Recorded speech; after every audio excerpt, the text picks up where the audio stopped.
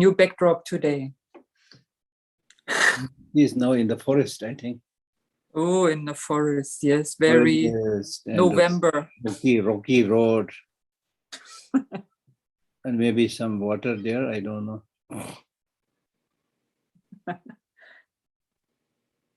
Judy is trying to talk. Try to find you.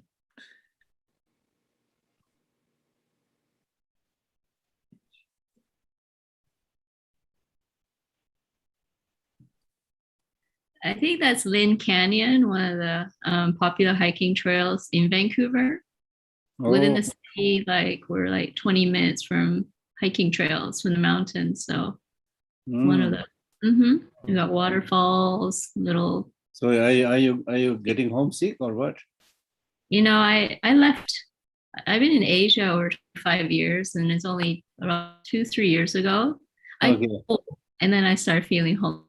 But before that, not at all. I was happy. It's an aging thing, eh, Geshe? Yeah. True. Yeah. And Taiwan is so hot. You miss the snow, you miss the fall leaves, and yes. And you miss the what do you call it?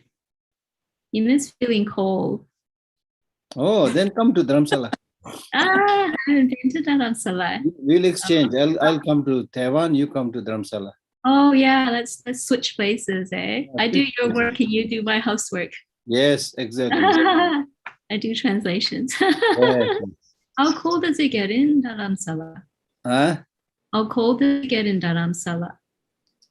Oh, so far, normally, in the winter, the coldest we get is around 5 degrees Celsius, right? Right? Oh. No, Kishla. Tushita is much colder. So much colder means the temperature. Coldest here it goes down to -6 when it snows. -6? Yeah. Really? Are you sure? Yes, Kishla. Okay. So, but still, it's not very cold. In Canada, you can be like -30, 40. Yeah, but West Coast is very mild. It's rarely below -15. Yeah, -15. See, here we are talking about basically normally not so much below 0. Oh, Right. Yeah. Is it dry in Dharamsala or wet? Yeah. Dry, not so much. Not wet also. It's quite pleasant actually. Oh, is it? Especially during winter, if you don't confine yourself in the room, if you just go out and do trekking, it's really nice because there's a broad sunlight, and you don't feel cold. It's only when you just keep on sitting in the room, then because you don't have much heating system, so therefore you feel a little bit cold, but it's not so bad. Oh, maybe I go to Dharamsala, go to retire, do retreat. Yeah. So maybe if I have enough merit. You don't need merit, you need money to come. Okay. I start saving money now. I go get 3 jobs. You need money, buy an air ticket, next day you will be in Dharamsala. And I wait for my husband to retire and we go together. Oh, yeah. 5 more years. Yeah. But I have a story, but I'm not going to tell that right now. Angela can tell us a story. Because it might hurt Judy. Oh, did you say it might bother me? Yeah. Or hurt me? Oh no, go ahead. Okay. If you are prepared, then I'll tell you a story. Okay, yeah. There was a monk teacher and his student. So the monk teacher was very strict. He would always ask the monk to study, do prayer, whatever, The young monk, as all the young people are, always ask the teacher, let us go for a picnic. And the teacher always used to say, no, right now we are busy. You need to do this, do that. After we finish all the work, then we'll go. So it went on like that, never went for a picnic. One day somebody died and his body was carried at a distance. So from a distance, the teacher could not see what is happening properly. So he asked his student, what is happening? Then the students said that this is a person who had completed all his work and going for picnic. I love that story. So in Tibetan, picnic means it's, that's what it means? Is that Tibetan style? No, not Tibetan style, but this is sarcastic, Oh. Sarcastic, when you say you'll do things, later on, then it means you are not going to do it, something like that, Oh. He's making a sarcastic remark to the teacher, saying that if you say, you will enjoy only. Well, I have to make going to Dharamsala my first priority. Huh? I have to make going to Dharamsala in terms of holy places not my first priority. Yeah. My first priority now is going to Zoom, Bali. Zoom, Nepal. I only recently a friend does a project in Zoom. Zoom? What? It's a place called Zoom. There is like in a remote area in Nepal. There is a place called Gum. No, not Gum, Zoom. Acha, okay, maybe. Yeah. In North Nepal, Geshe-la. In the north, TSUM is a very remote area. Zoom. Acha, yes. Yeah. So now I have this desire to go to Zoom and meditate. Zoom is, I think, nice place. There are many Buddhist, community there. Yeah, and there's a nunnery there. So my first choice. And then the second one is the monks and nuns coming from Zoom. They are really nice, very nice. Oh, yeah. Met some of them at Kopan Monastery. The second choice is Lhakdor. Oh. And the third choice is Utai Mountain, Utai Sun in China. Yes. Then you get a vision of Manjushri. Oh, hopefully. So these are my top three. So yes, Dharamsala. Yeah, maybe Dharamsala. After 5 years, yeah. Geshe-la, we are only rating number 4. So we don't. Already number 4, yeah. Oh, sorry. She might change her mind, Yeah, maybe. Please change my mind. Yeah. It just seemed Dharamsala is so crowded. I'm not good with crowds. I get really tired when there's so many people. So yeah, during the pandemic, it was really nice, Huh? Now again, things are relaxed, especially on Saturday and Sunday. It's just full of people. Oh. So many tourists coming from the nearby, cities like Punjab, Haryana, Delhi,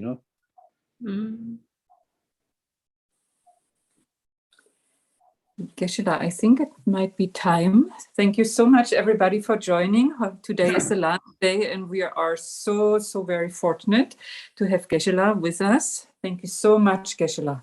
Very, very kind.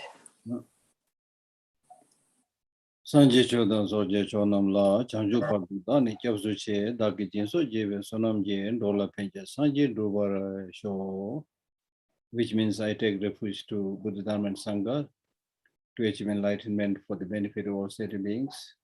Through my practice of giving and so on, may I become Buddha for the benefit of all sentient beings.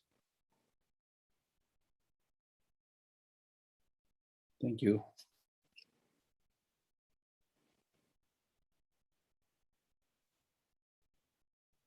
So, yesterday we read about the teacher, there should be 10 qualities a teacher should have. A person having these 10 qualities should be relied upon as your teacher and so forth. Now we are talking about the opposite, the things that you must give up. So 10 things that must, give up. First is give up that teacher or acharya who, whatever he does, is mixed with worldly dharmas. So give up that teacher. And that we have to be very careful because, as I said, we can't expect too much from a teacher because the so-called teacher is also an ordinary person. Even somebody wearing a monk's robe, still ordinary person. So they are also like practicing and trying to improve. They are still in samsara. They are still with other people. So they may be easily carried away by the worldly concerns. So whatever you do, even if you give a dharma teaching, your motivation may be to get name and fame and praise, So these are worldly concerns. So distance yourself. Give up that teacher who, whatever he does, which includes teaching, is mixed with worldly dharmas. So that is contrary to what we are asked earlier, to rely on a teacher who possesses realization and who possesses compassion, right? So this is contradictory to that. So this line is really showing the undesired negative qualities a teacher or lama possesses. He may or she may have that title of lama or a teacher, but as far as his or her activities is concerned, it is mixed with the worldly concerns. So not only lama, you should yourself and also, with the people you associate, you should try to, as much as possible, reduce the worldly concerns. This is beautifully explained in Nagarjuna's letter to the friend. So worldly concerns means, if you find some material things, you feel happy, get very excited. If you don't find material things, you get very sad. When you are well, you get very proud, very excited. When you get sick, you get down and you get deflated. And somebody says some sweet words, nice words, you feel happy. Unpleasant words, you feel very sad. Somebody praises you in front of you, you feel happy. Or despises you, you feel very unhappy. So look at this. If you are able to really, give away these worldly concerns, you will be really, really much, much happier. As I briefly mentioned earlier, if we judge carefully, we are more or less dancing at the tune of other people. Whatever we do, we expect somebody praises you. If nobody praises you, you don't do, right? So that means you don't have your stand. Right in the beginning, we read the line saying that you should have your own stand, firm stand, and make firm planning. That's what we read it right in the beginning. I'm sure you will recall. So therefore, you should really have a firm understanding and firm stand. And don't worry too much about what other people say. Basically, this is what he's saying.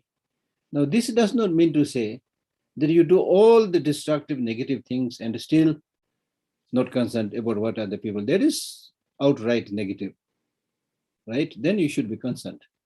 But from your own side, you're trying your best, you're trying to be good, but still there will be people who are always saying something. Because the subject of other people to talk about is primarily other people, I discuss about you, you discuss about me, So that's the most favorite subject, Somebody's going out, somebody came, somebody's shopping, somebody's stealing, whatever. All the news are basically about other human beings, right? So that is but natural. So therefore, from your side, you should try and attempt to do all the good things, cultivate good motivation, adopt a good way of life, good way of thinking. Then after that, take a good stand. After that, what other people say, don't worry too much about it. People will always say something. If you're standing, people will say, why she is not sitting. If you're sitting, they'll say, why he is not standing. If you're walking, they'll say, why she is walking. They'll always say something, right? So here, what is important is you need to realize that they have their life, you have your life. The boss of your life is, at the end of the day, the boss of your life is you, not other people, including your wife and husband. They are not your boss. Ordinarily, we say, oh, she is my boss or he is my boss. That's what we say. But honestly speaking, he or she cannot be your boss because he or she cannot think for you. It is your mind which does the thinking, which does the planning. So similarly, you have to accept the fact that other people also have their right to decide whatever they want, right? that other person is born not for you. You are born not for other people. You are born for yourself. Other people are born for themselves. Take the example of a tree. If there's a beautiful tree with beautiful flowers, well, of course, enjoy the sight of that beautiful tree and enjoy the sight of that beautiful flower. But that does not mean that the tree is grown specially for you. Right? So you cannot play with that tree. You cannot exploit, misuse that tree. Similarly, you cannot exploit and misuse other people. So we need to have that understanding. Right? So you need to think and make the right choices. As I said earlier, at the end of the day, whether you like it or not, right? Whether you like it or not, it will be you who has to decide what you want, what you don't want. You need to decide. Right? You need to accept the fact that you came naked in this world. You will also leave naked. Forget about friends and other things. You can't even have your clothes on. When you were born from your mother, you did not come with silk cloth, or you came naked, right? So when we die also, we'll go naked. When we arrived in this world, we arrived weak, not strong, vulnerable. So when we depart also, we'll depart being weak. We came into this world without money, without anything. So when you leave also, you'll go without any money and anything. And your first bath, someone washed you away. Your last bath, someone will wash you away. This is our fate. This is the truth as human beings. So why so much pride? Why so much arrogance? Why so much hatred? Why so much envy? Right? Why so much resentment? Why so much selfishness? We have limited time in this world and we waste it in useless things.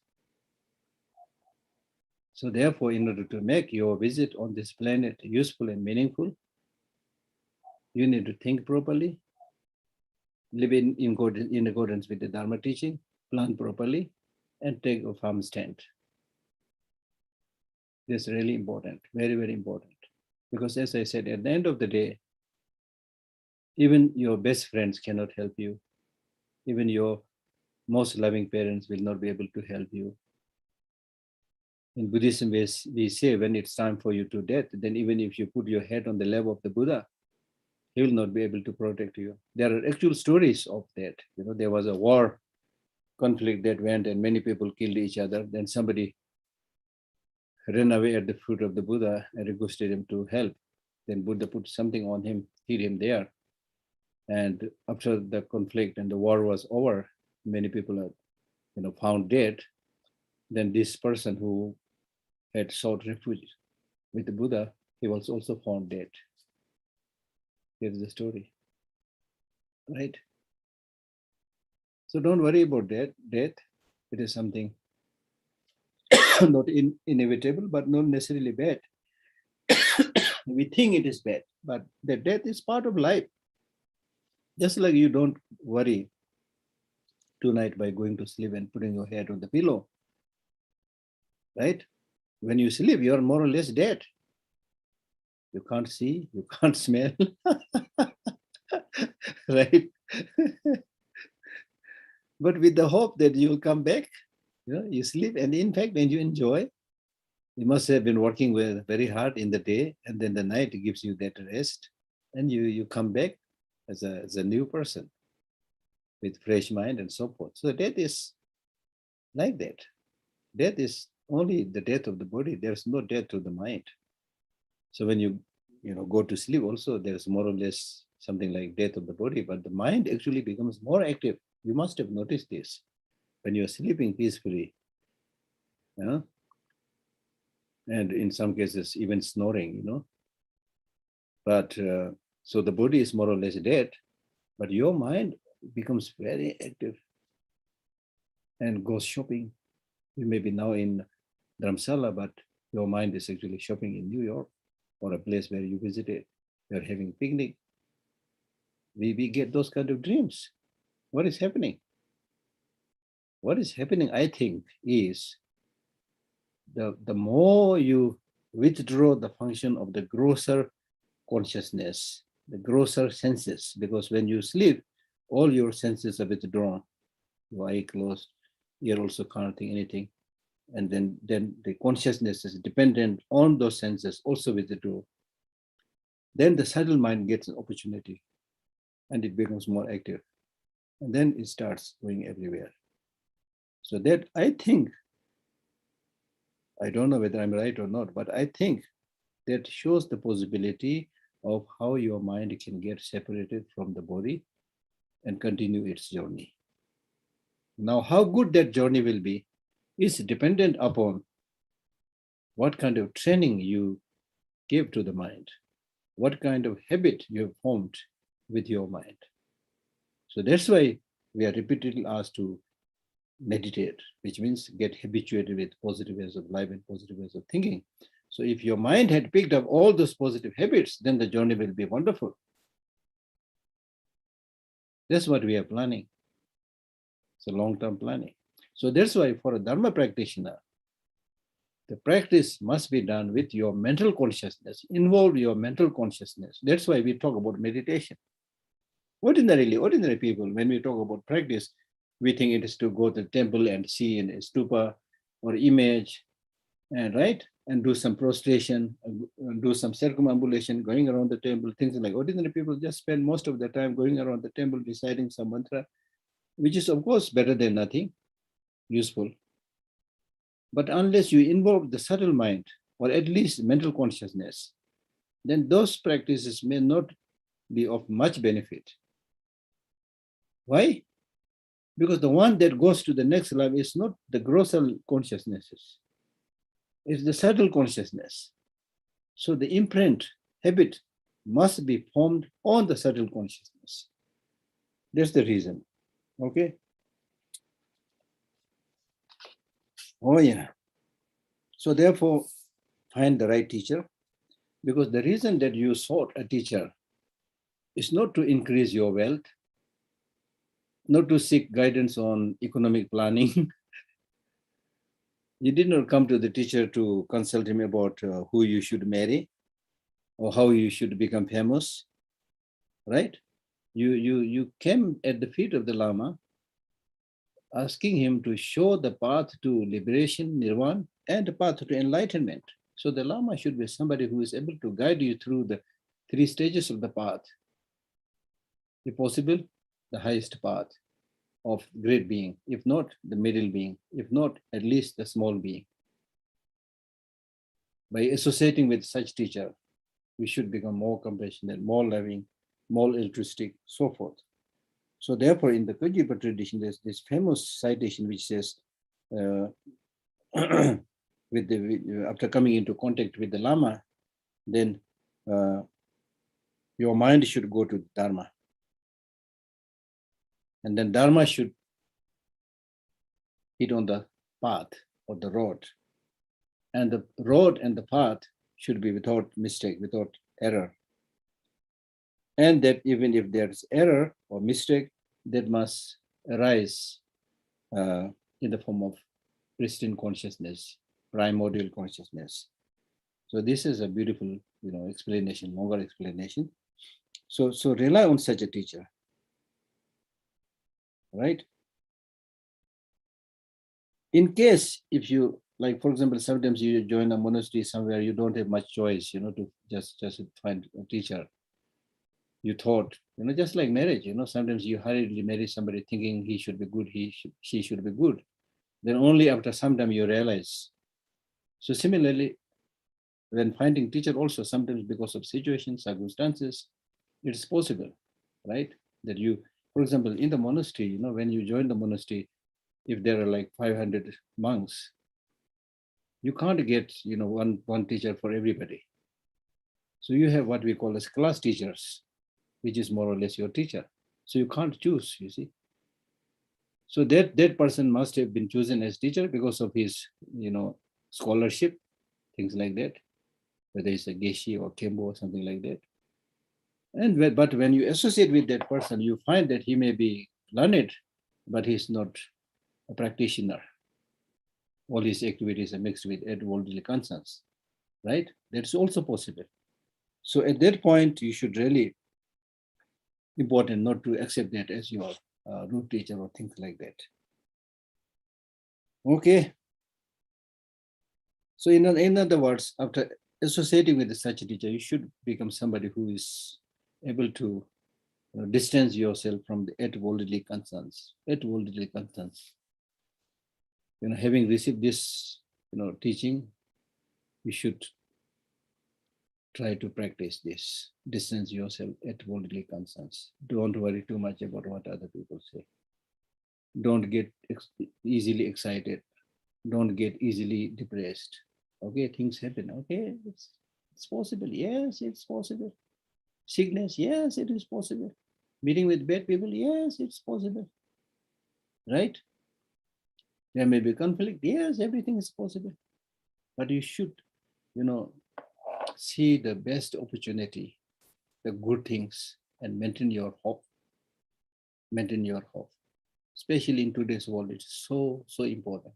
Because what you read in the newspaper and people you talk to, sometimes it really looks like everybody is like having no hope. Because we highlight too much about negative things. We don't highlight much. It's important to understand the negative things, but it's equally or even more important to highlight the good things. Still, the conscience of humanity is not dead. Let me give you one example. There are many bad things, of course, but let me give an example. For example, New Delhi, let us say Delhi, which is closer to me, is a big city, capital of India, and I think has around 20 million, if I'm not wrong, around 20 million people, population. So among this 20 million population, let us say in one day, how much crime is there, how much killing is there? It may be countable. It may be countable, I'm saying. 20 million people, but the crime and killing still, in relation to the population, it is countable, minimal. Contrarily, think about how many mothers are looking after their kids. Millions. How many sick people are treated in the hospital? Millions, hundreds and thousands. So the receiving human love, human compassion is much, much, much more dominant than the expression of violence, hatred, and things like that. Mostly you go into a big place, population, market, everybody is like chatting and talking and eating, having fun, They're not fighting all the time. So we should, give that picture also and bring hope. And especially, good people should talk to each other, highlight the good things, give hope to other people. It's very, very important. Martin Luther King said, I don't feel sad or sorry when bad people do bad things. I feel sorry and sad when good people don't do anything. So sometimes the voice of the majority of the people who are good is not strong enough. Their stand is not clear enough. Because their voice and stand is not clear enough, therefore the small amount of people who engage in wrong things, they think it's okay, nobody's, restraining us. So they manage to do all these bad things, you see. It's not that everybody is bad or negative things like that. That's one thing. And then the second thing, as is taught in Buddhism, is always make a distinction between the wrongdoer and the wrongdoing. Wrongdoing should always be criticized. But for the wrongdoer, be compassionate, and give him or her an opportunity to come back to the mainstream of the society. Don't ostracize that person. This is amazing, teaching in Buddhism, making distinction between the wrongdoer and the wrongdoing. We are very clever, When you commit some mistake, then you make that distinction. And then you would say, I am sorry. You make a mistake, then you would say, I am sorry, which means I slipped, I made this mistake, but basically I'm a good person, So my mistake is different, I'm different, You make the distinction when you commit the mistake. But when other people commit the mistake, you don't make that distinction. You immediately say, oh, he is horrible, oh, he is bad. That's the problem in the society. That's the problem. So therefore, next time, there's nobody, there's nobody who doesn't make a mistake. It's only whether your mistake has been observed by somebody or not. Right? So be honest. And don't pretend that you are 100% right and other people are 100% negative, horrible. That's what we normally try to project, Oh, he did this. Oh, he did this. Oh, this should not be happening with this monk. Oh, this should not be happening with this lady. You act as if you are a, spotless commentator, That is not the case. That's not the case. The more you're able to see your own fault, in the Buddhist teaching, in the mind training teaching, it says clearly that you should see your fault and see the good things in others. And we do the other way around. We highlight the faults of others, and oneself always thinks, I have this good quality, that good quality, I am impeccable. So that's wrong. There's ordinary Tibetan saying which says, don't be like a butter lamp. Which means when you burn a butter lamp, it will spread the light all around, remove all the darkness around, but underneath there is darkness. The light does not reach underneath that butter lamp. So you should not be like that. Okay? So therefore, as much as possible, try to distance yourself from the worldly concerns. Name and fame. Name and fame is just a word. If somebody says, you are good, why you get so happy? If somebody says, you are a Buddha, you're not Buddha. If somebody says, you're a dog, you're not going to become a dog. You don't have to bark.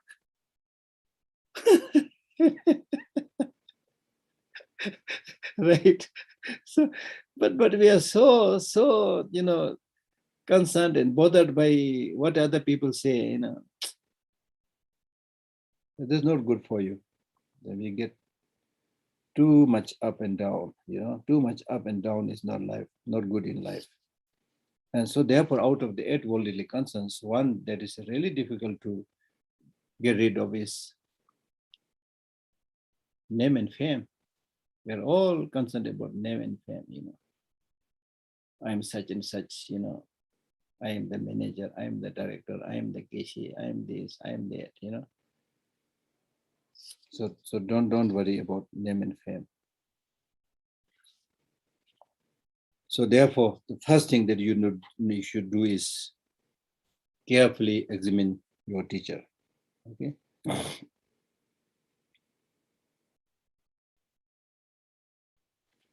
Then the second line is, give up evil companionship and supporters who harm you, who harm your attitude and experience. So basically, according to my translation, it's something like this. Give up those companions and friends, bad companions and bad friends, who will harm your mind and your experience. Who will harm your mind and your experience. So that means not only you should give up wrong teacher, as we already discussed, you should also distance yourself. You should also give up bad friends, which we discussed a little bit already earlier. Okay, so bad friends are those in whose association your negative trends and negative qualities multiply and prosper, and your good qualities dwindle and become less. Right? So something that hurts your mind means, it can be interpreted as something that hurts your mind means from the worldly point of view, right? There are people who, to whom you may not have done any harm, but they are bent on harming you. Whatever be the reason, they don't like you. So that way they harm your mind. And harming the experience means primarily from the religious point of view. Okay. For example, when you are undertaking certain religious practice, and then if you associate with people, as we discussed yesterday, associate with people whose views are not in agreement with you, whose conducts are not in agreement with you, then it will harm you, right? Therefore, it's important to take your stand. Don't go everywhere where people say come.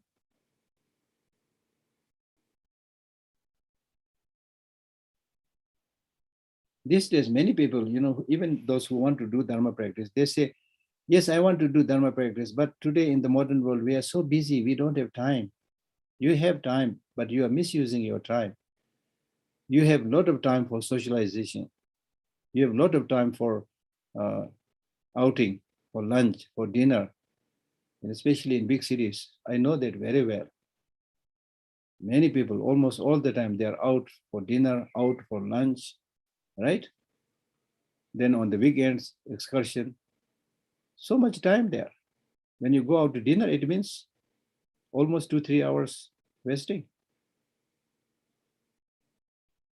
I know one actress from England, a long time back. She used to come to Dharamsala to receive teaching from His Holiness. So I was his translator, so I know her. So she told me one day, Geshe-la, before I undertook Dharma practice, I do so much socializing, that I'm really busy and I thought I had no time. And then after I started doing Dharma practice, I stopped many of these things. And he said, no, I have so much time. You have to make the time. You have to see what is important. The very reason we engage in Dharma practice is not to get stuck in small pleasures. I'm not saying don't enjoy. You need rest here and there. Okay. There is also a teaching which says even if your realization is high like a god, but your conduct should be like ordinary people. So mix with ordinary people, enjoy. I'm not against that, but not too much. Middle way, right? Middle way. Because as I said, when you die, nobody will come with you. Nobody can help you. Even in this life, when you get into difficulty, it's very difficult to find somebody who can help you or who will help you. Forget about, the time of death. Even in this life, I'm telling you. For example, when you grow really old and not able to look after yourself, then I don't know how many people will be there who sincerely look after you. And more importantly, at that time, if your mind is shallow and no spiritual exercises, nothing, then you will suffer. But if you have all these practices, then you are rich still.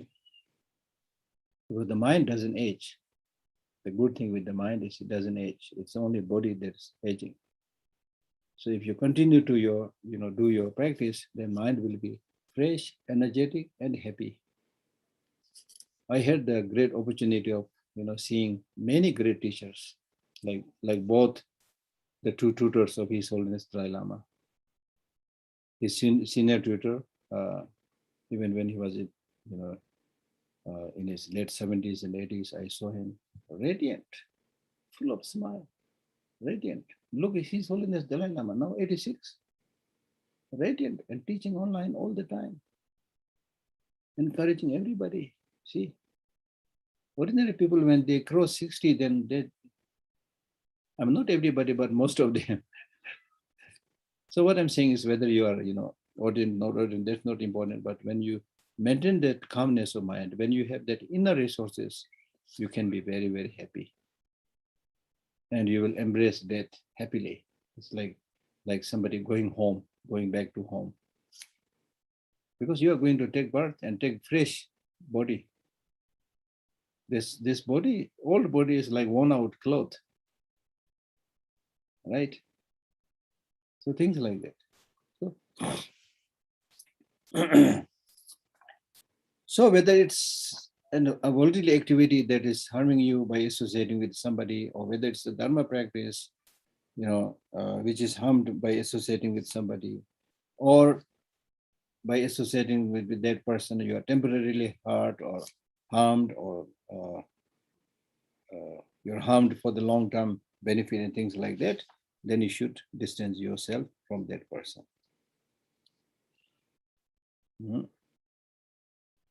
So when you associate with people, those people may be your relatives, your friends, your retinues, your followers, your friends, your relatives, right?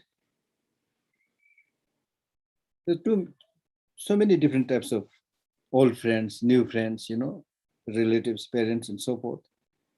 But the text is not saying that all of them will be like bad and they'll treat you negatively. It's not saying that. But what it's primarily saying is, by associating with these people, if your good spiritual practice is harmed, then it's important to distance yourself from those people. Right? So therefore, it is good to occasionally undertake a retreat, short retreat, long retreat, or sometimes even it is important to do one's practice and stay alone, even for an hour. Your long-term, retreat starts from there, because you gather the experience, right? Right in the morning when you wake up, at least 5-10 hours. Just be yourself, nobody there. Reflect about the purpose of your life. Reflect about the source of long-lasting peace and happiness. Reflect about what is it that is good for well-being and happiness, everybody, things like that. And rejoice that you are able to wake up again. There was no guarantee. Rejoice that, yes, thank you, I'm alive again. So I will really make my life meaningful. So in this way, you spend time, then that is the way that you can make your life meaningful. Because if you associate with the wrong people, then they will always bother you. They will always harm you. They will always create problem. How long you are going to practice patience? One day, maybe okay. 2 days, maybe okay. How long? If they continuously obstruct your practice, obstruct what you want to do, then it's difficult, you see. So therefore, it is important to learn to live with oneself. One of the main sources of the problem in today's world is people don't know how to live with themselves, live alone, and also don't know how to live with others, as I said earlier. Right? Right? So we're all going out, chasing something, thinking that external object is the source of peace and happiness. And we have been doing so much running. You never came back home. It's like a house which you have locked and went for vacation or tour for like year after year. If you go for such an extended tour without coming back, then when you come back, what you will find? Your house is now covered with dust, covered with cobweb, is falling, collapsing, dilapidating. That's natural. So similarly, when you just go out and chase the sensual objects and never come back and think about cleaning your mental afflictions and things like that, it is because of this, your mind is completely covered by cobweb or dust, like negative emotions, things like that. Right? So it's important to undertake these practices for your internal cleansing. Internal cleansing. When you undertake this internal cleansing, then your attitude will change, your outlook will change. Right? So therefore, associate with somebody those people who practice renunciation, who practice compassion, who practice bodhicitta. But that does not mean to say that you are completely giving up the well-being of that person. There is a fine line here. When we say give up that person, we are simply saying that stay away from that person so that you are not polluted by their wrong behavior. But by this, we are not saying that you should completely, forsake the purpose of that sentient being and lose your love and lose your compassion. No.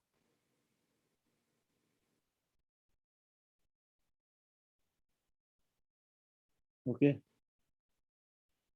So don't make a mistake. There is a fine line here. Okay.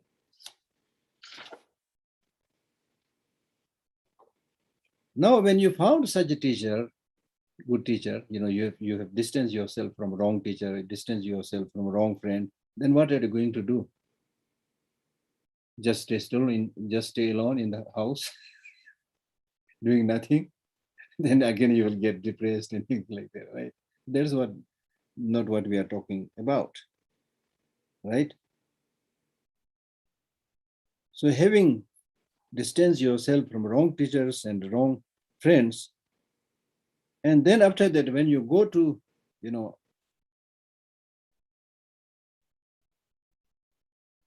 retreat or go to an isolated place of solitude, then it's important that the place where you're going to practice should really be a place of solitude in the true sense of the term. As I mentioned earlier, the word Gomba, which now is the word for monastery, we call Gomba, which means a place of solitude. Now, as I said yesterday, many of these monasteries are in the center of the city and town and things. So there's not a place of solitude. If you try to practice there, it is very likely that you will not be able to achieve much success in that unless you have very strong control over your mind. So even the so-called monastery, that kind of monastery is not a place of solitude. We are beginners, we are ordinary people. Our mind is very fragile, right? So therefore, we should go to a place where there is less distraction, where there's less disturbance.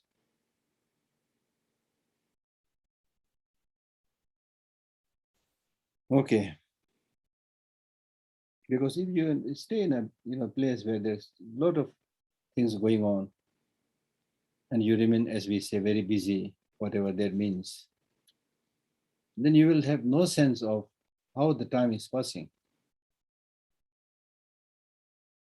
This is something I'm noticing here, Now it's difficult to keep a track of the time, The month finishes so soon, the day finishes so soon, the year finishes so soon.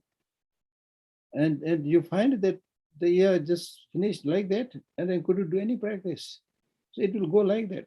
If you're surrounded by, environment, situation where you are compelled to live a more or less meaningless, busy life, the so-called busy life. The modern people, they say this word with pride, saying, I'm very busy. As if to be busy is very important. It's not important to be busy. What is important is what are you busy about? Not that you're busy. So most of the time we are busy with stupid things, useless things. Right? And by engaging and absorbing in those meaningless activities, you waste your life. Right? So therefore it is important to not to remain unnecessarily busy and come back home, recognize your mind, understand the potential of the mind, cultivate those inner qualities. That's important. So in this way, when you have eliminated or removed that bad place, or given up that bad place, and have chosen a better place, and there when you are, sitting or staying there for practice, then in that place, because you have to live, you have to depend on certain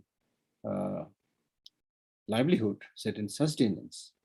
So those sustenances should be free from the two extremes. So that's why in the next line it says, give up sustenance acquired through stealing, robbery, or deceit. You are a practitioner, right? So therefore, the means and the sustenance by which you live, those should be, right livelihood, not wrong livelihood that is earned through stealing, robbery, or deceit. Now, stealing is not just burglary. Stealing means, we have to be very careful. Stealing means taking anything from others which is not given to you. Right? Sometimes you might think, okay, this is just a small thing, it's a pen, so I can give it. But if you give it without asking, that's also just stealing.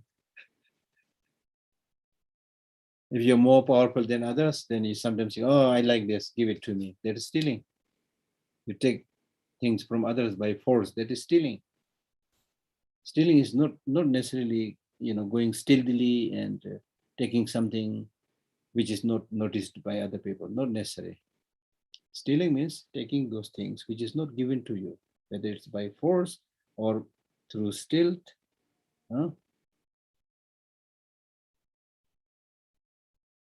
Stealing. And not only you should engage in stealing, but also don't associate with people who steal. Now, this is a big subject. These days, unfortunately, many people in big cities, they are all stealing in that sense. They are stealing the wealth of the nation. They are stealing the wealth of the people. By this means, that means, we have to be very careful, right?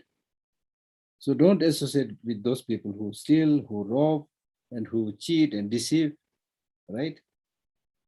So abstain yourself from the 5 wrong livelihoods. And don't associate with these people who engage in those negative activities, because if you go with this kind of people, then they will think you are also a thief. You may not be a thief, but they will think, oh, he must be a thief, or he must be a robber. Right? And similarly, deceitfulness. Deceitfulness is something very likely, especially in the case of practitioners. You might say, oh, this is for the people, this is for the monastery, I need this money, that money, And then people, unfortunately, they have some faith and some trust in you also. So they will happily or reluctantly make the offerings. And then if you misuse that offering, then that is livelihood earned through deceitfulness. Okay. So do not earn anything through hypocrisy, to flattery. One is called hypocrisy, meaning that now you're listening to my talks, so I have an opportunity to cheat you, saying that, I have been practicing Buddhism for like 40 years. I have been a monk for 50 years, So now I have some accomplishment. I have some realization. You pretend that you are really something special. That's hypocrisy. That's hypocrisy. Right? Then flattery. Flattery means in order to get something from other people, you flatter. Oh, you look so nice. Wow, this coat is so nice, From where did you buy it? Is it possible to buy it? Then that other person might think, oh, he may be in need. They'll give it to you. Flattery. And then also taking by force, as I already explained. And seeking good through goods, meaning that, now in the case of people who have sponsors, and then they run after the sponsor, if the sponsor is there. It's a human way to welcome that person, to be nice, to be thankful. That is good. But just to cheat that person to get more money, you really like almost dance before that person, Bring some tea, bring some fruits, and bring some sweets, and you give something small so that you get something bigger than that. It's called finding material goods through giving material goods. Exchange. Human beings are very clever in cheating others, you see. So if you look at the business circle, how people are making money, it's all majority of our cheating. majority of cheating. Now, these days, I'm sure most of you have this experience. The online purchases, there are many, many attractive online offers. And if you order something and pay online, not cash on delivery, pay online, they will not even forget about sending the material. They will not even respond. They'll just take away the money. That's it. It's rampant these days. So you can judge out how many people are there ready to rob your money, take your money. So we should really become fool with many of these manipulations. Okay.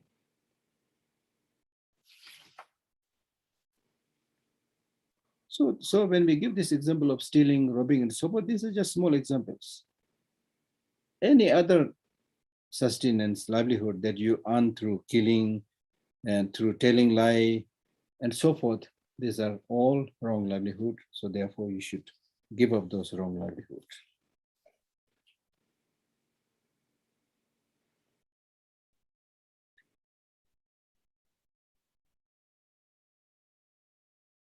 Give up aims and activities that harm your attitude and experience. Give up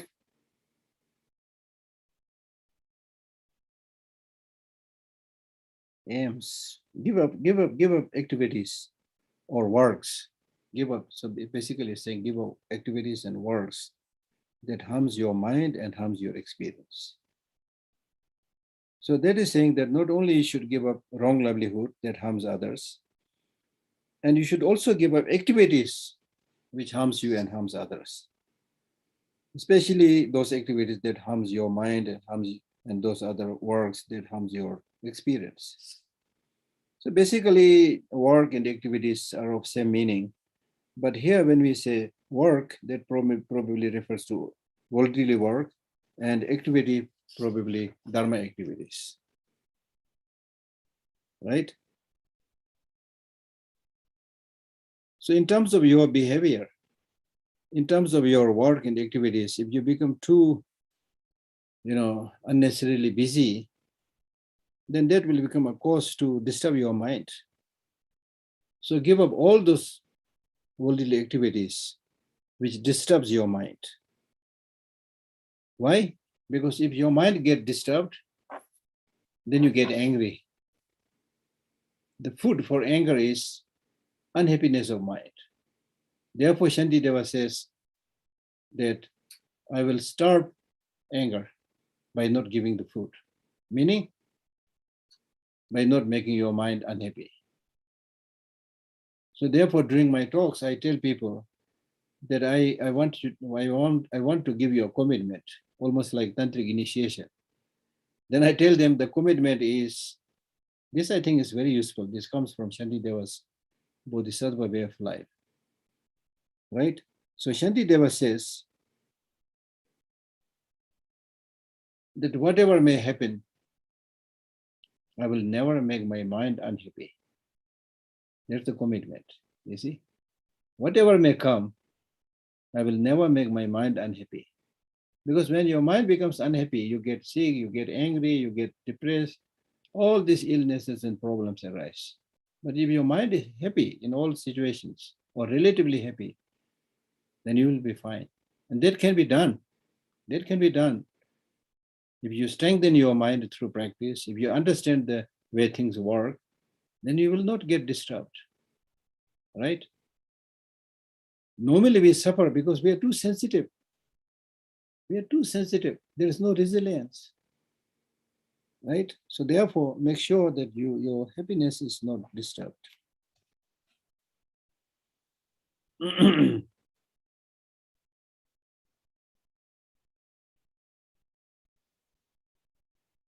And in terms of dharma activities also,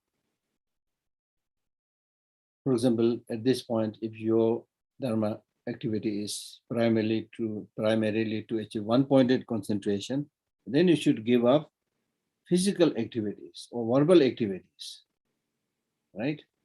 If you are primarily focusing on meditation and loving kindness, then give up for the time being thinking about spiritual teacher. In general, yes, you have to think about all this, but when you're particularly focused on something, right, then those other practices should be postponed for the time being. For example, you're primarily engaging in practice of giving, generosity, then for the time being, don't worry too much about morality. It's not saying don't observe morality, but no need to pay too much focus on that. I think this is also very, very important practice, because sometimes, despite many years of practice, we don't achieve much because we don't concentrate on any one thing properly and don't practice any one thing properly. Therefore, we achieve hardly anything. If you really become very well versed in giving and practice it, very, very well versed in morality and practice it, then just by that, your mileage in terms of achievement of other spiritual practice will be much, much quicker. Okay. And then next, give up food and behavior that harms your physical constitution, right? See, this is something that I stress all the time, you know. Now for the Tibetans, we talk about, going back to Tibet. If that is your goal, then first you must be healthy. So similarly, in the case of Dharma practitioner also, if you really want to achieve liberation, nirvana, or even, compassion and things like that, then it's important. It's worthwhile to live long. Because it's not just you living long, it is benefiting many others through your having lived long. So it's important. It's not selfishness, right? If you engage in a life of, harming others and things like that, then we have a prayer which says that may the sinners have short life. There's another prayer. may the sinners have short life. So there are many leaders in the world today. So pray that they have a short life. It's really like no purpose, bringing so much destruction and unhappiness in the mind of other people. So contrarily, if you engage in genuine practice, helping others, then it's important to live long. So therefore, you should be very careful in terms of what you eat and your conduct, your way of life. I don't think there's any need to go into length with this, but basically what it's saying is take only those things which is suitable to you for your health, for your mind.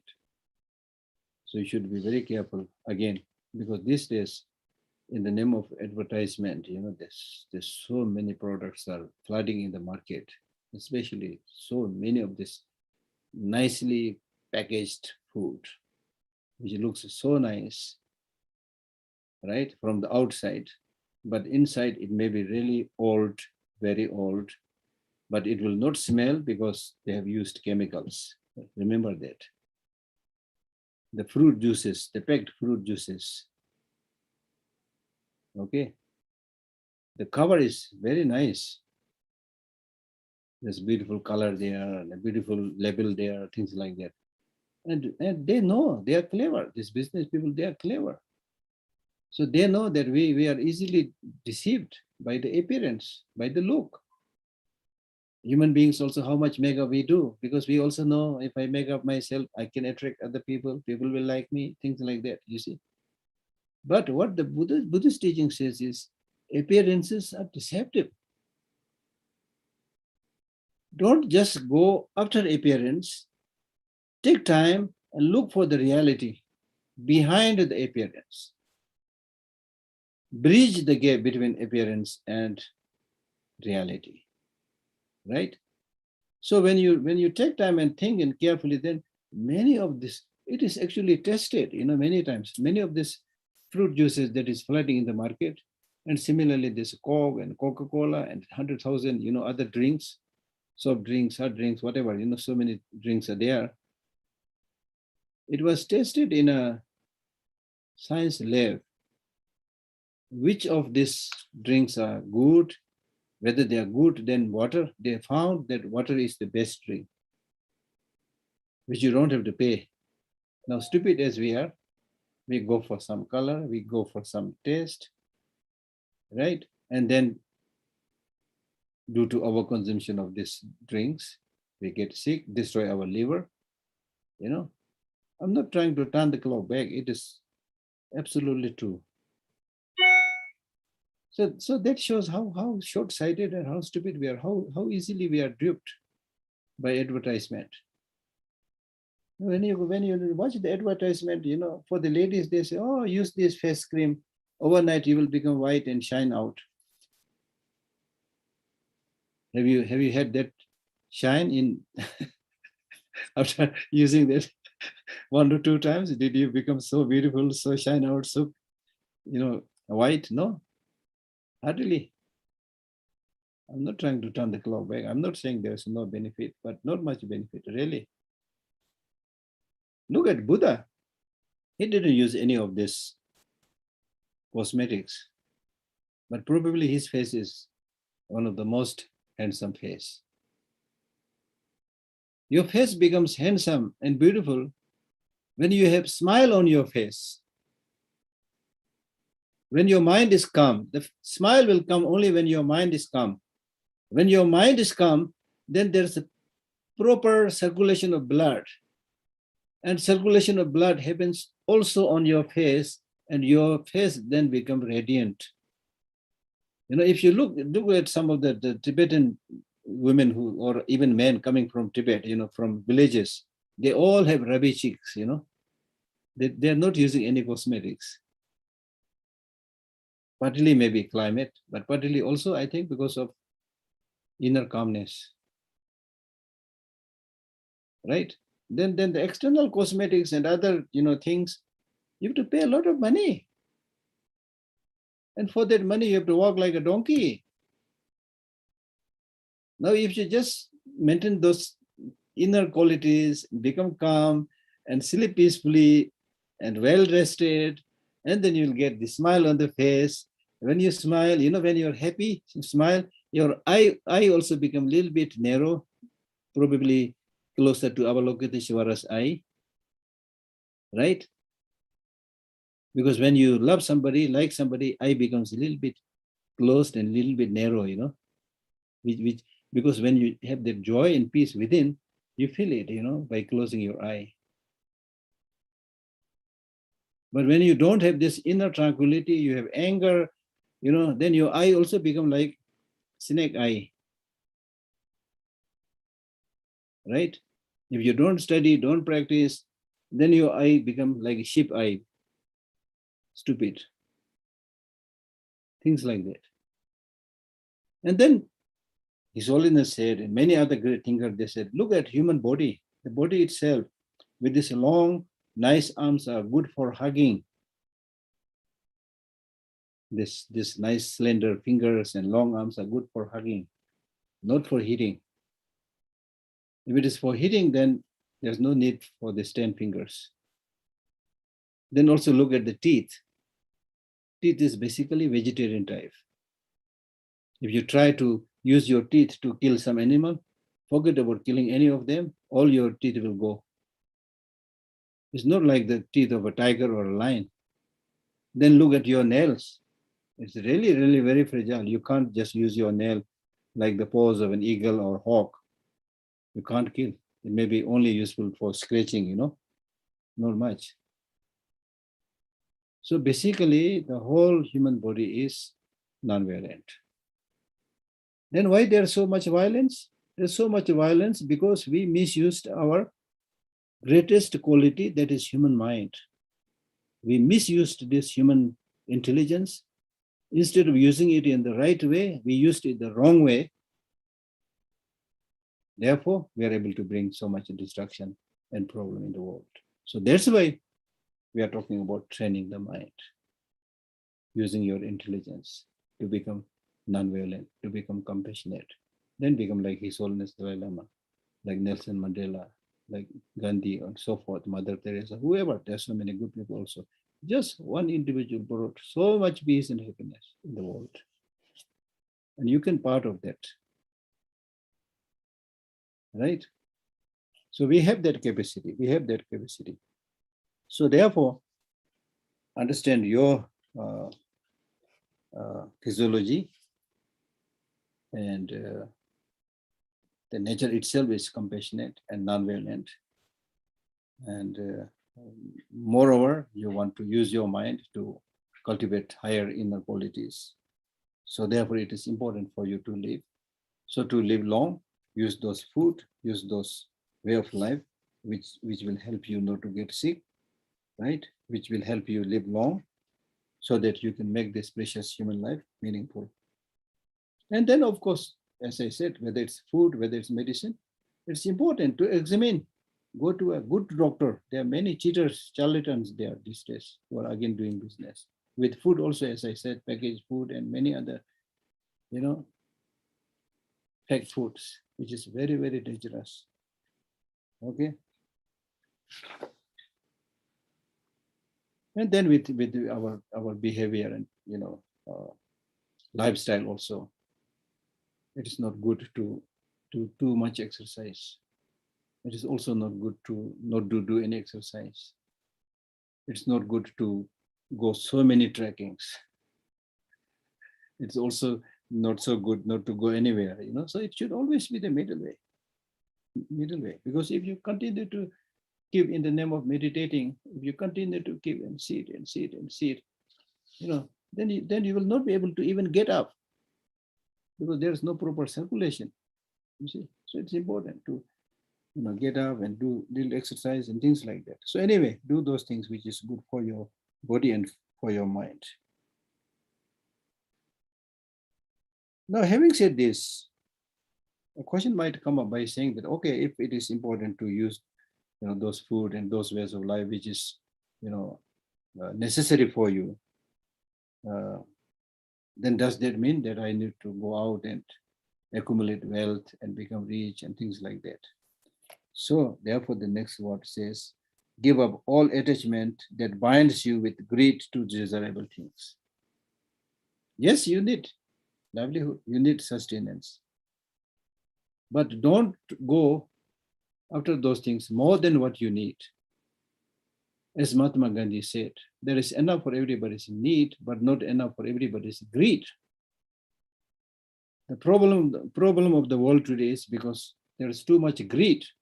It is because of this greed that we are destroying the environment. We are polluting everything.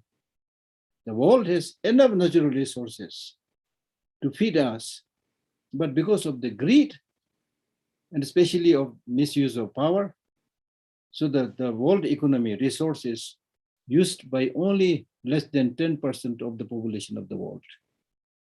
Only less than 10%. I don't remember the exact figure. I think 6, 7 or something like that. Very small percentage, the so-called rich people.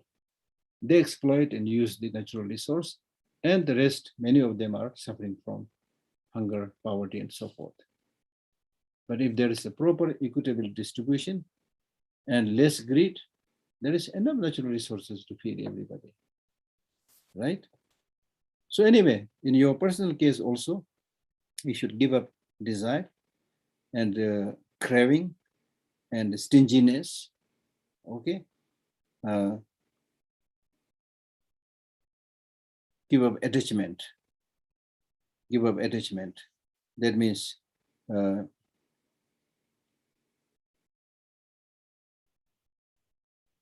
so that means when you see your sensual objects as something desirable, something very important, and then you develop attachment, that should not be, that kind of motivation should not be there. And stinginess means, because of stinginess, you might have found something, and in many cases what you found, what you have, is something that you are not even using, or something that you have not used in the last 5-10 years. A famous example that I always give is, for example, if you watch closely in your own home, the things that you possess, you may have 10 pairs of shoes, or for some people, 20 pairs of shoes, or some people even 100 pairs of shoes, right? So how many legs you have? Only 2. So why the hell you need 30, 40 pairs of shoes? Because you watch the advertisement. When you watch the advertisement, they will tell you, you need these shoes for rock climbing. You need these shoes to go for bathroom.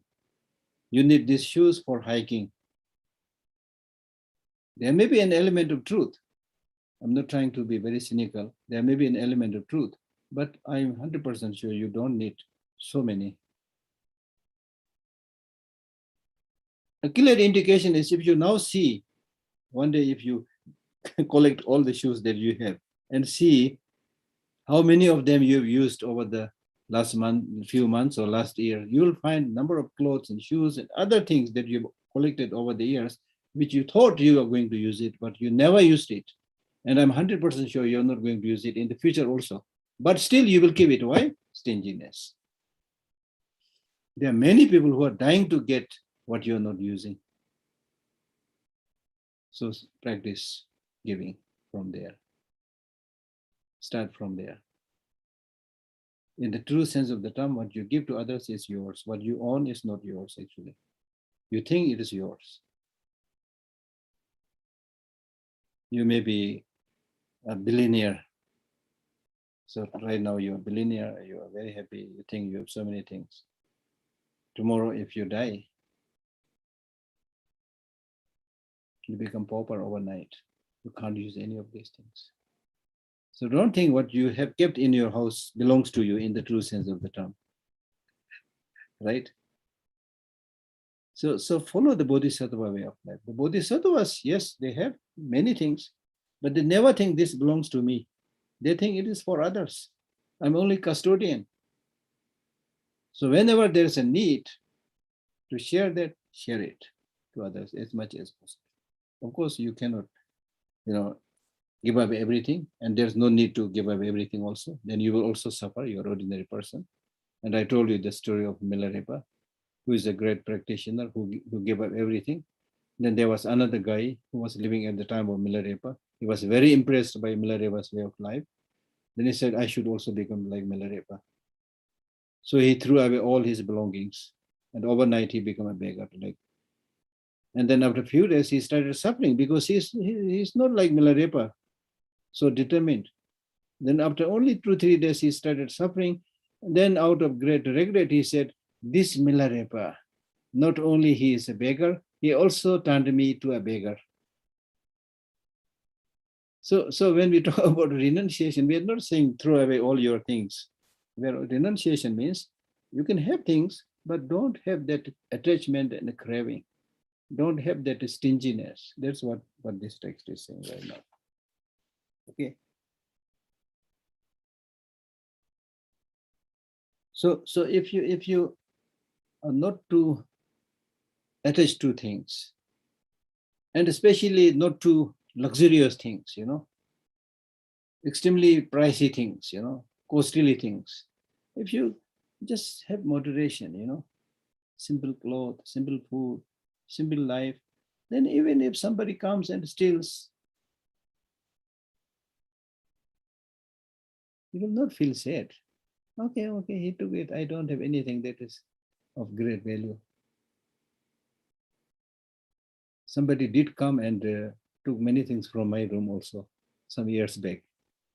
I was giving a teaching in Delhi, and normally I live alone, and I did not ask anybody to look after my room. I just locked it and went to Delhi. I was giving teaching, and then one of my friends, during the Tibetan New Year, I was down there in Delhi. So one of my Tibetan friends who must have come to see me for the New Year is a Geshe, and he said, Geshe-la, are you all right? I said, what? I'm in Delhi. Yes, I'm all right. Then he said, I went to your room and it is open. The locks are broken. And when I inside, all the clothes are scattered all around. What happened? Somebody must have stolen things from you.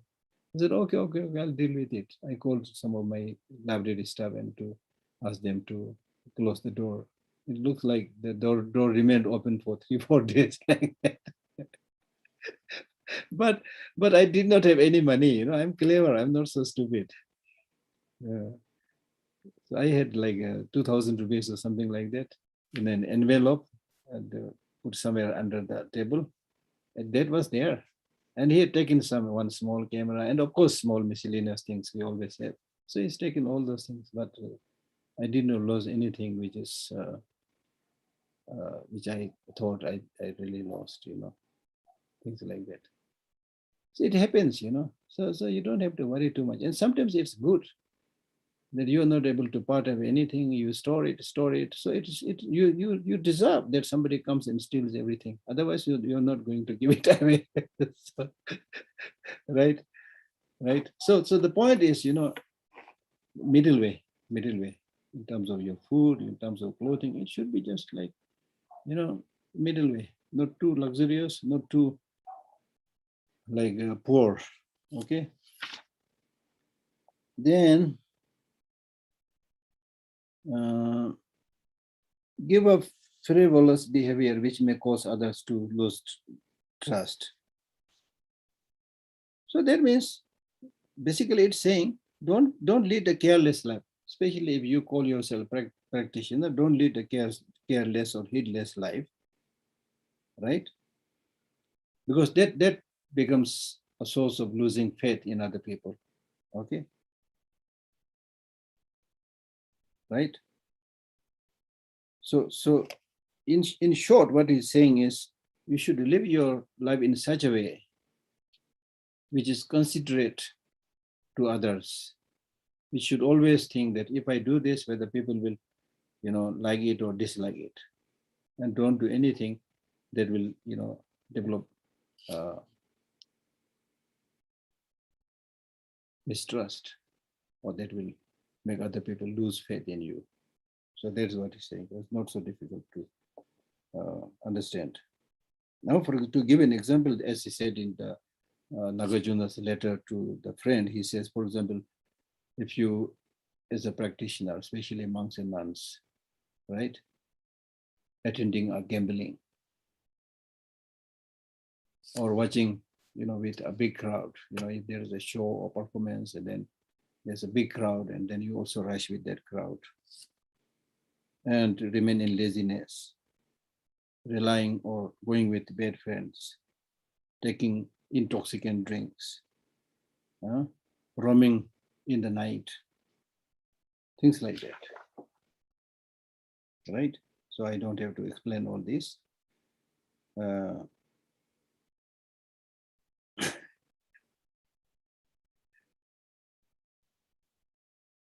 Because if you, for example, I don't want to explain all of this, but if in the night, for example, if you're walking alone,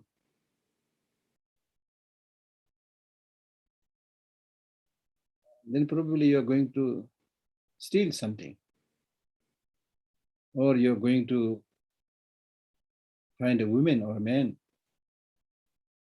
It's very, not necessarily, but something like this, So you need to be careful with all these things. And of course, if you associate with friend, as I already mentioned that, with bad friend, then you will also get that bad name and bad reputation. Okay. Then the ninth one is give up meaningless aims and activities while walking and sitting.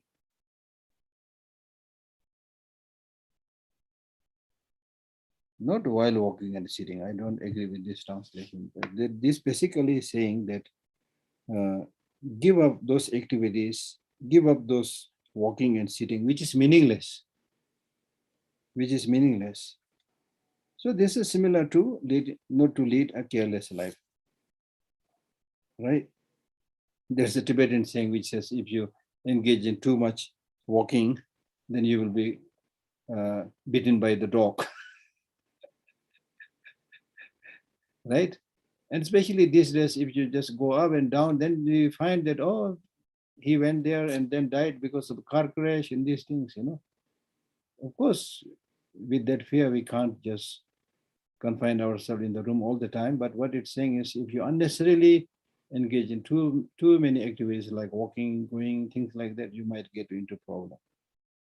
Okay.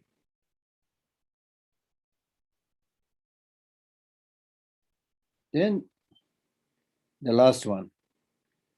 Give up hiding your own faults while proclaiming those of others. I think I discussed this already, right? Highlight your others' qualities and highlight your own fault, as I mentioned earlier. But this is contrary to that, hiding your fault and proclaiming the faults of others. So therefore, what this line is saying is not only you need to give up negative physical activities, but you should also give up faulty verbal activities or faults of the verbal activities. That means talking, highlighting the faults of others, and then praising oneself and hiding one's own faults.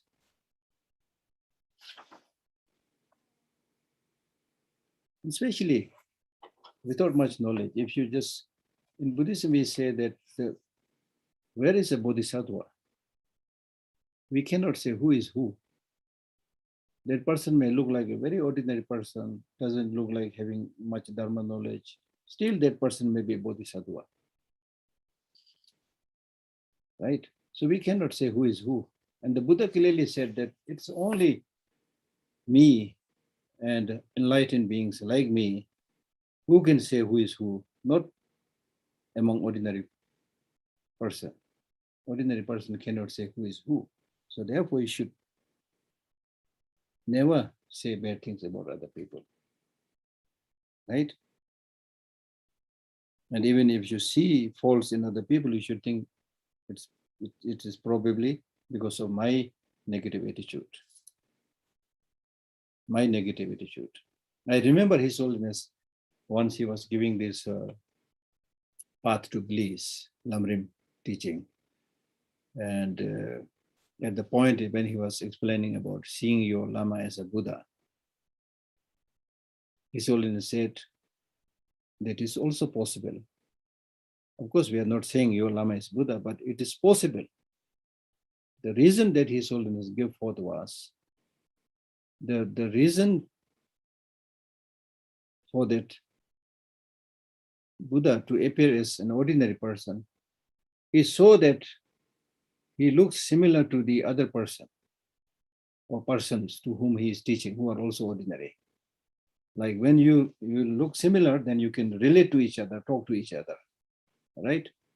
But if the real Buddha comes with halo around his head and, his feet not touching the ground and gliding or whatever, will not be able to relate to him. And then he gives this beautiful example. For example, if you want to call the cat, the best way to call the cat is to say, meow. That's the language, the only language the cat understands. So similarly, that your teacher, a Lama, may look ordinary because he has to relate to you. He has to come as something in a manner, in a form, so that people can relate to you. So there is a possibility. I'm not saying that all your teachers are Lamas or Buddha. I'm not saying that. But there is a possibility there. That's one reason. The second is in general, not necessarily Lama, for everybody. You cannot, who are you to judge other people? Who are you to say who is who? Right? This person who is attending my talk today, who is smiling and laughing, looks good right now, right? But he or she, I don't know how much he or she has struggled last night. May have had a lot of problem. But he has to survive. He has to survive. So next morning, despite all these problems and difficulties, he will pretend that nothing has happened, and then do some makeup and wash face and come back as if nothing has happened. But he or she has really suffered much and still may be suffering. Who are you to judge? Right? Once I was invited in a Tibetan school to give a talk on whether the children, it is good to beat the children or not. Because the reason they said was, unless the teachers are tough and beat the children, some of them are so naughty, it's really, really difficult to control them. Then I explained to them, in general, it is prohibited. Beating is prohibited by international law, actually. Especially if you beat the children without thinking properly, if you hurt that child, bleed that child, it is a violation of human right. Then I told them, I seriously, think like that.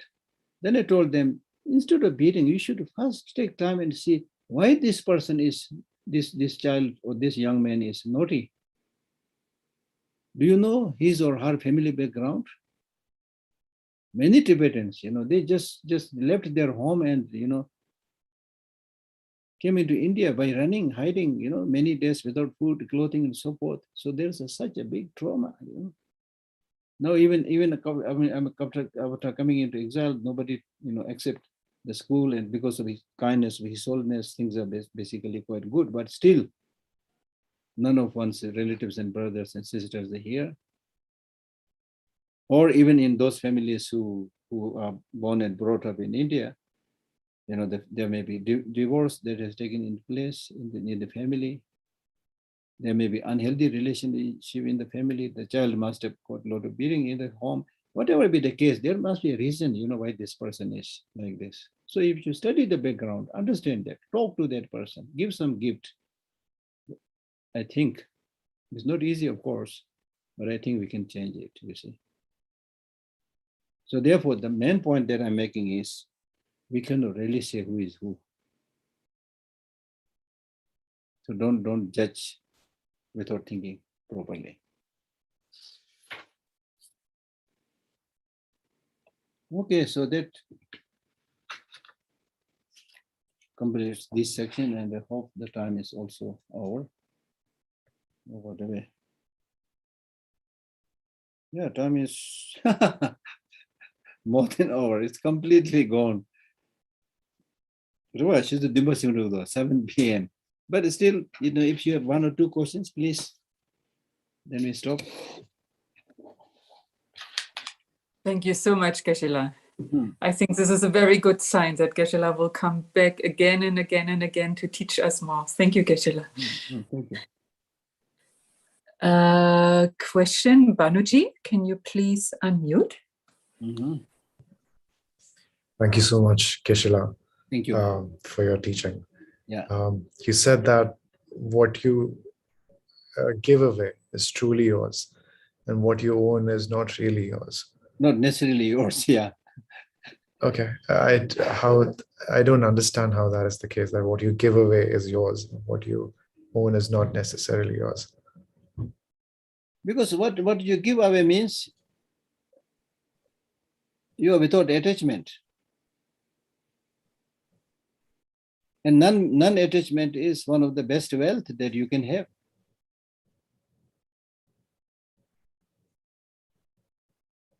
That is one way of looking at it. The another way of looking at it is, when you give away things to other people, then you earn the merit of having given something to other people. So that fruit will be there for many lives to come. So in that sense also. Thank you, Geshe. Okay, yeah.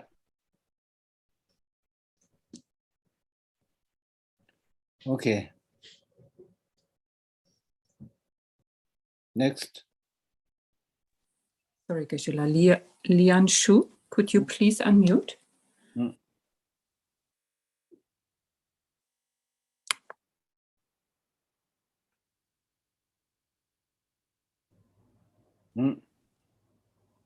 Thank you. Mm. Thank you, Geshe-la. Thank you. For precious teaching. I feel very deeply gratified that I've been able to listen to these teachings. You're speaking from where? I'm speaking from Singapore. Okay. So it's nighttime here. I've been there many times. Good. Okay. Because we don't often get teachings of Gampopa. Okay. So it's really very special. Yeah. And because we often recite the 4 dharmas of Venerable Gampopa, and you referred to that just now, this evening at class. Yeah. So I just wondered if you could explain a little more, because in the fourth Dharma, after we say, may we be blessed that our mind is directed to Dharma, and may our Dharma practice be on the proper path, and may we be blessed that the path is free of flaws. And the last one, we always say, may we be blessed, the flaws are seen in the light of exalted wisdom. Can you just clarify a bit the meaning of exalted wisdom? You did say, sometimes we did say wisdom consciousness, and you did refer just now to primordial consciousness, but pristine consciousness or primordial consciousness, whatever you want to say. So is exalted wisdom because you know, whatever appears to you is basically your mental reflection. So in higher level of practice, there is nothing to grasp. We cannot, by saying this is a virtuous practice, so I should grasp it and get obsessed with it. This is a fault, so I should like renounce it, reject it. No, not like that. Not like that. Everything should be seen as a reflection of your primordial consciousness. Okay?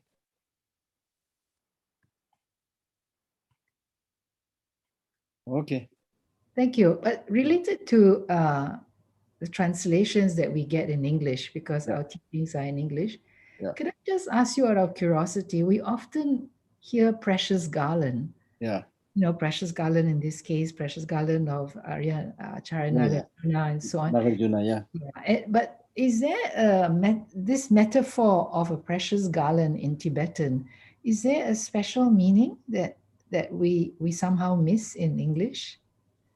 Because I think this translation, I think, is quite good, because in our life it is not enough that you have a good body, okay, good look. If you have a good body, good look, and then if you put on a precious garland made of gold or silver or pearl, whatever, then you look doubly good. Okay, so something like that. Okay. You have to unmute. it's like when we often read ornament of something, or precious garland. It's the same sort of meaning. Yeah, that means basically you should be a good person. And if you are by nature a good person, there are some people without undertaking any dharma practice, by nature they are very good.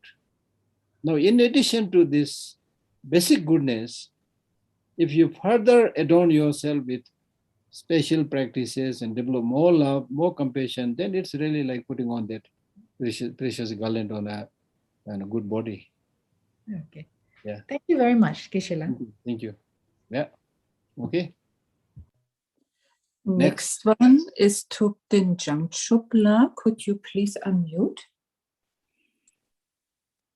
Thank you, Geshe-la, for your kind teachings. In short, sincerely dedicate the merits for your long and healthy life so that you can continue to give these teachings in future. I have one question regarding the point you made that give up sustenance acquired through stealing, robbery, or deceit. In many situations which we find today, especially at higher levels, is that greed is the most motivating factor of all businesses. And if you're working with a boss or a company that forces you to do things which are unethical, undesirable, which typically cheat others, you're always in conflict of your inner motivation and your duty towards. So how do you address this? It's very difficult to take a decision because you don't have the authority to take a decision. Yeah. But you made the right statement. You said difficult, very difficult, but you never said impossible. So in life there are many things which is difficult, but that doesn't mean that you can't practice it, right? Dharma practice itself is very difficult. If you don't do, if you undertake a dharma practice which is just for seeing or just for feel good practice, then it's okay. But if you do genuine dharma practice, then it's difficult, right? And in life, without facing difficulty, without facing challenges, you can never win anything. Very right. You will not even be able to become a CEO of something, things like that, you know. You have to struggle. There's one way of seeing things. Another more important thing as a kind of answer to your question is, number one, whether you want to do dharma practice or not is your choice or my choice. Nobody's forcing you or me to do it. Right. Now, with understanding, with knowledge, if you had clearly seen the importance of dharma practice, then you need to make some sacrifices. Okay? Because you can't have everything. Yes, yes. And you don't need everything. It's only our greed and improper thinking that we think that we need everything, but you don't need everything. So you need to make some selection, some choices. So whether you need to follow the rule of the company, that is not important. The rule of company is not important. But related to that, what is really important is the job that you are getting, and through that the things, the money that you are earning, that is important. Important in the sense that is probably the question of looking after your family. You know, if you lose that job, then not only you, but your whole family may be, you know, getting a lot of problem, things like that. So that is very tricky and real situation. Exactly, Geshe-la. Under such a situation, because of we are ordinary people and we are compelled to live under difficult situation. And I already actually met a number of people who actually experienced something like that and who asked me those questions. So I told them that the skillful teaching that the Buddha gave is that he always says, try as much as possible. He never said you will become enlightened in one day or you should give up everything one day. He never said. So in your case also, in the name of spiritual practice, you should not just, you know, make some, unplanned decision overnight, you know, lose your job, give up your job, and then you have no job at all. Not like that. But while you continue to, you know, do your old job, if you really think this is not in accordance with the ethics or, you know, good thing, you know, for example, if you are working in a gun factory, which is primarily for killing other people, things like that. So then you should gradually look alternatives. Right. Things like that, right? So therefore you should, you know, adopt all the ways and means. Then even while working, you continuously working in that company, as much as possible, try to be ethical. Right. Okay. Sometimes there will be situations which is beyond your control, you know, that nobody can do anything with that. But as much as possible, try to do, you know, those practices and live ethical life. Okay. Thank you. Thank you so much, Geshe-la. Thank you. Okay, next question. Shrima, could you please unmute?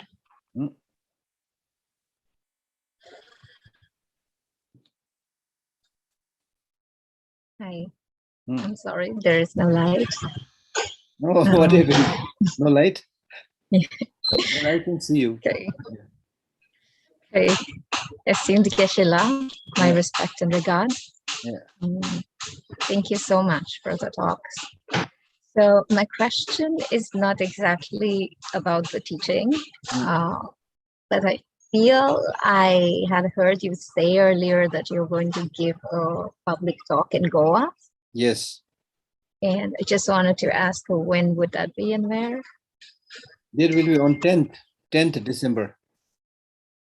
Okay, and it's in the Goa University. So 6, 7, 8, 9, first 4 days, every after lunch, I think around 3 p.m. or something, I have an hour and 20 minutes, you know, talk on different topics. Okay. And then on the 5th day, which is the 10th December, I have a public talk. Thank you. Thank you. You live in Goa? Yes, right now. Okay. So I think it's open, so you just go and get registered. I will find out. Yeah. Thank you so much. Thank you. we have put the link for Geshe-la's teaching in Goa already in the chat. So Trima, if you can check the chat. Yeah, there is a link. Geshe-la, what I couldn't find out from the link is Geshe-la, is if it's also online or just in person, because that was... It is in person in Goa. Online... I think we have it on the library website. Is there a Zoom link, Geshe-la, or it's in person and one gets the recordings? Does Geshe-la know? In person, I think in person. In person. Yeah. I see, Geshe-la. Yeah. Okay. One last question, Geshe-la, from Jackie. Yeah. Jackie, Thank you. Oh, sorry. Go for it. I didn't get the thing. Oh, sorry. Thank you so much. We appreciate your teachings.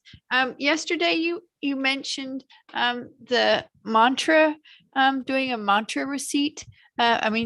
Sorry. And how would you go about doing that? Do you just say a lot of mantras? Huh? Yesterday, you mentioned the profound mantra and the, how the power of mantra is inconceivable or unthinkable. And you mentioned it would be good to do a mantra retreat. I haven't done one before. No, I didn't say do a mantra retreat. Oh, okay. But I simply said it is very useful to do these recitations also. After understanding the meaning and doing the visualization. For example, if you have received some tantric initiation, let us say the initiation of Tara, okay, then there is a whole sadhana. So through that visualization, where you primarily focus on bodhicitta and shunyata, and also the tantric deity, and then, with proper motivation, you recite the tantric, deity's mantra. So there is a, if you do it with a sadhana, if you have received initiation, that is good. Otherwise, also you can recite the mantra with very good faith. Faith. There must be faith. Okay. Thank you very much. Thank you. Please come back and teach again and live long. Thank you. Thank you so much, Geshe-la. I can just repeat Jackie's words. Please, Geshe-la. Sure. Don't say very, very soon. We would like to invite Geshe-la. We now have a little winter break, but then invite Geshe-la for our Days of Miracle program. So if Geshe-la could be one of our miracles, we would be so happy to have Geshe-la back at Tushita. And please, Geshe-la, please live long and teach us for a very, very long time, especially us very sick skull people like me. Thank you so much, Geshe-la. And I'm so... a few students mentioned already, why don't we offer a mandala? And I know Geshe-la is so humble, so we never try, otherwise they're going to be so scolded. But please, Geshe-la, in our hearts, we would like to offer mandala. Purity of heart is everything. Yeah. Thank you so much, Geshe-la, for always being so kind to Tushita and available for us. Very, very kind. Thank you, Geshe-la. I'm not very kind. It's the only small thing I can do. So I'm doing my job. Very kind and generous. Doing after a long day of working in the office, teaching us. Thank you so much. Thank you. Shall we do the dedication prayers? Yeah. Pamela?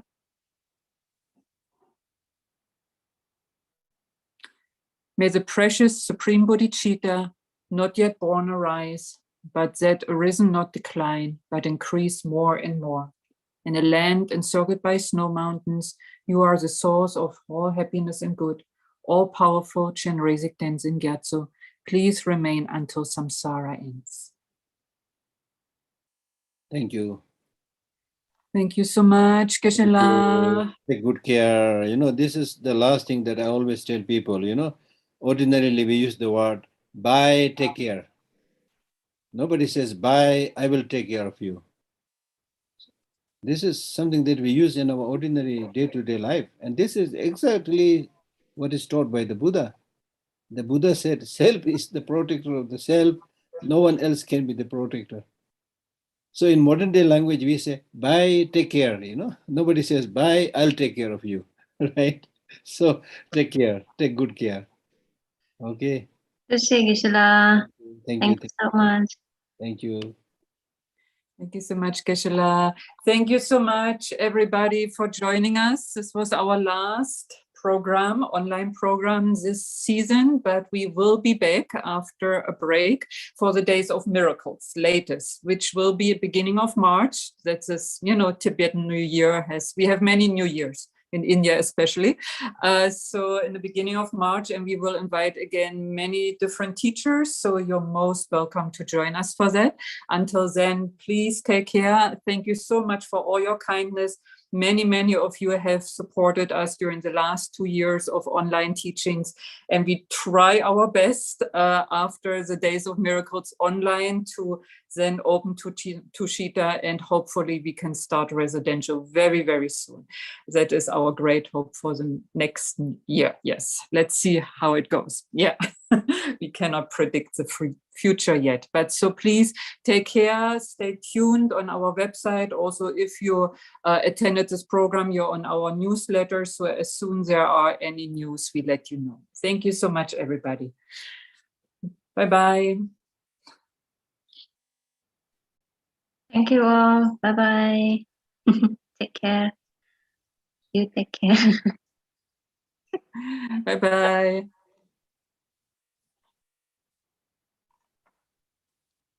Bye.